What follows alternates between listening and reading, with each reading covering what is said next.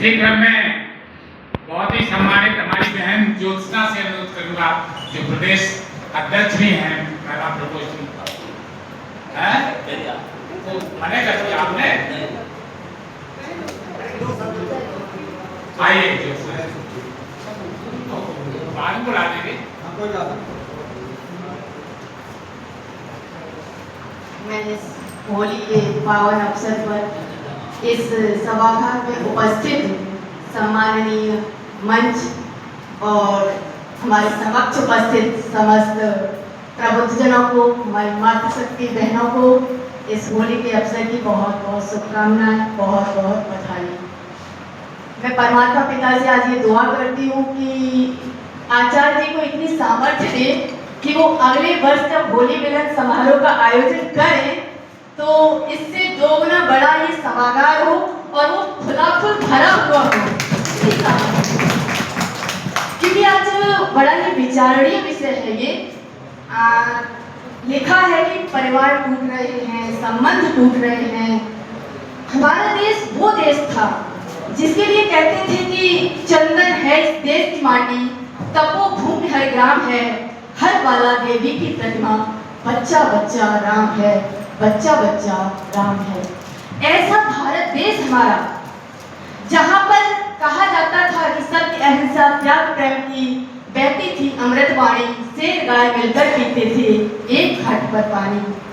उसी देश की आज हालात ये हो गए हैं कि लिख देते हैं कि सत्य अहिंसा त्याग प्रेम का अपना तो बस इतना नाता है, दीवारों पर लिख देते हैं दिवाली में बच जाता है। अब प्रश्न ये उठता है कि संस्कार कहाँ गए? हम संस्कार विहीन कैसे हुए?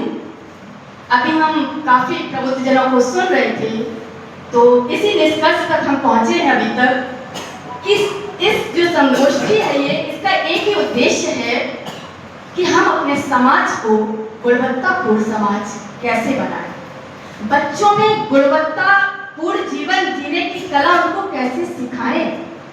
और उसके लिए मुझे लगता है सबसे बड़ा, अगर गुणवत्तापूर्ण समाज नहीं है तो उसका सबसे बड़ा कारण है सिनेमा का प्रभाव। हम लोग कहते हैं कि हम संस्कार नहीं दे पाए बच्चों को, या बच्चे गालियां दे रहे, क्यों दे रहे, कहां से देख रहे, कहां से सीखा उन्होंने? हमने भाइयों को भी देखा, बहनों को भी देखा है। कई लोग कहते हैं कि बहनों की गलती होती है, वो सिनेमा देखती है जिसका प्रभाव बच्चों पर जाता है। मैं कहती हूँ दोनों में ही कमियां हैं। अगर बच्चे गलत दिशा की ओर जा रहे हैं तो कहीं ना कहीं बहनें और भाई दोनों की ही प्राथमिकता है, माता पिता दोनों का ही उसमें कर्तव्य होता है। हम देखते हैं कि सभी सिनेमा देखते हैं, हम क्या देखते हैं वेब सीरीज में, क्या सीखते हैं? बलात्कार हुआ हर 40 मिनट पे, और क्या सीखते हैं? फलाने को भगाया, फलाना लड़का घर में है, उसका विवाह हो गया, वो दूसरे के साथ प्रेम में है, उसके बाद वो दूसरे और लोग के साथ प्रेम में है, घर में तो महिलाएं आ गई हैं, उसके बावजूद भी और तीसरे के साथ प्रेम में है। इसका सीधा सा तात्पर्य है कि हम शिक्षित तो हैं, लेकिन कहीं ना कहीं हमारे जीवन में संस्कारों की कमी है। और वो संस्कार हमारे जीवन में आएंगे कैसे? अब प्रश्न ये भी उठता है, कहां से आएंगे? तो मैं आपको, क्योंकि इसका जो उद्देश्य है मुझे लगता है कहीं ना कहीं कमी रह गई है, तो मैं ही पूरा कर देती हूँ। समय थोड़ा अभाव तो है ही, लेकिन मैं बता देती हूँ कि आज हमें फिर से श्री राम कथा की ओर लौटना होगा। क्यों? क्योंकि एक श्री राम का व्यक्तित्व ऐसा है जो मर्यादा पुरुषोत्तम कहा जाता है, जिसने मर्यादाओं में चलना सीखा है, जहां भाई भाई का प्रेम हमें देखने को मिलता है। कहते हैं अगर घर में एक मंत्रा बाहर से आ जाती है तो पूरा घर दुखी हो जाता है, दुख में डूब जाता है, और वहीं अगर एक बेटा राम सा पैदा हो जाता है तो वो घर स्वर्ग बन जाता है। एक बार एक बच्ची थी, वो पहाड़ चढ़ रही थी, अपनी पीठ पर अपने भाई को बांधे हुए थी, वो चढ़ रही थी, और जब एक गड़रिया उधर से आ रहा था, उसने देखा बच्ची हाँफ रही है। उसने पूछा कि तुम कहाँ जा रही हो? उसने कहा चढ़ाई कर रही हूँ। कहा इस बच्चे को लाद करके तुम जा रही हो, ये वजन है, ये भारी है, इसको उतार दो। तो उसने कहा ये भारी नहीं, ये हमारा भाई है, मैं कैसे इसको उतारूं। फिर वही गड़रिया आगे जाता है तो देखता है कि उसी पहाड़ पर एक व्यापारी चढ़ रहा होता है और उसकी पीठ पर सोना जेवर पैसे लदे हुए होते हैं। वो गड़रिया कहता है कि ये इतना भारी है, इसको उतार दो। तो कहता है कैसे उतार दूं, ये भाई नहीं, ये पैसे हैं, इनसे जीवन चलना है। अब निर्भर हम पर करता है कि हमें कौन सा भाई बनना है, उस बच्ची वाला भाई या फिर उस व्यापारी वाला भाई जो पैसे के लिए रिश्ते तोड़ देता है। वो कह रहा है भाई नहीं है, पैसे हैं। ये हमें श्री राम से सीखने को मिलेगा कि एक श्री राम का किरदार है जो वन में भटक रहे हैं, वहां हनुमान मिल जाते हैं तो उनसे भी कह देते हैं कि तुम सम प्रिय भरत, तुम प्रिय भरत सम भाई। और एक तरफ रावण है जो अपने सगे भाई को लात मार करके बाहर कर देता है। ये हमें रामायण सिखाती है। हमें फिर से राम कथा की ओर लौटना है। अगर हम अपने समाज को संस्कारों से युक्त बनाना चाहते हैं तो, और क्यों ये जो आज की घटना है, मैं आपको एक वाक्य सुनाती हूँ बहुत ही कम शब्दों में, क्योंकि उससे जुड़ना बहुत जरूरी है। समाज में इसी की आवश्यकता भी है कि हमारे ही एक गुरुजी हैं, तो वो दोनों ही लोग प्रोफेसर हैं और दोनों ही लोग शिक्षित हैं। जब प्रोफेसर है तो पैसा है, संपत्ति है, सब कुछ है।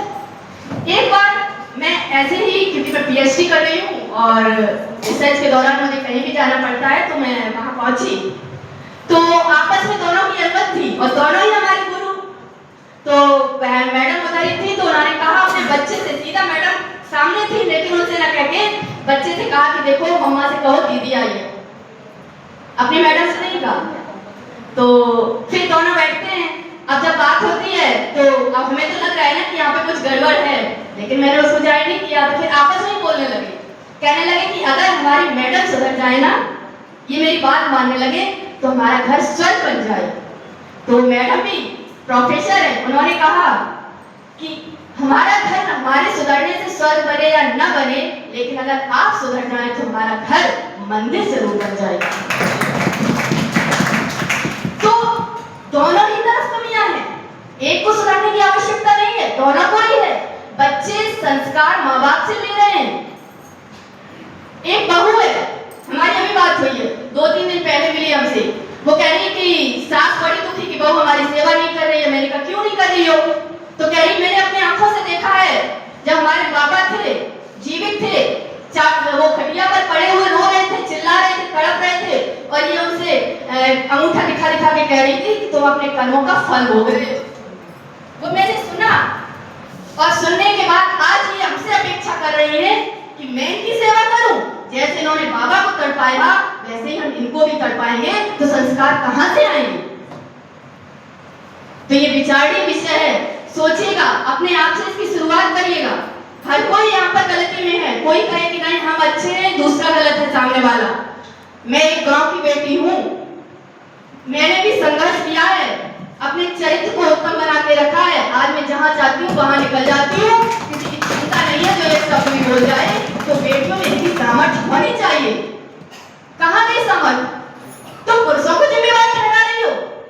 लक्ष्मीबाई को उनके पिता ने कितना रोका था कि नहीं आप ऐसा नहीं कर सकती हैं, मानी थी वो।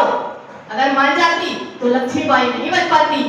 तो अपने जीवन को स्वयं बनाओ, स्वयं सृजित करो, आध्यात्म से जोड़ो, पुराने संस्कारों से जोड़ो, रामायण से जोड़ो, तब आप एक श्रेष्ठ समाज की स्थापना कर पाएंगे। इसी के साथ ही बहुत बहुत धन्यवाद, बहुत बहुत आभार।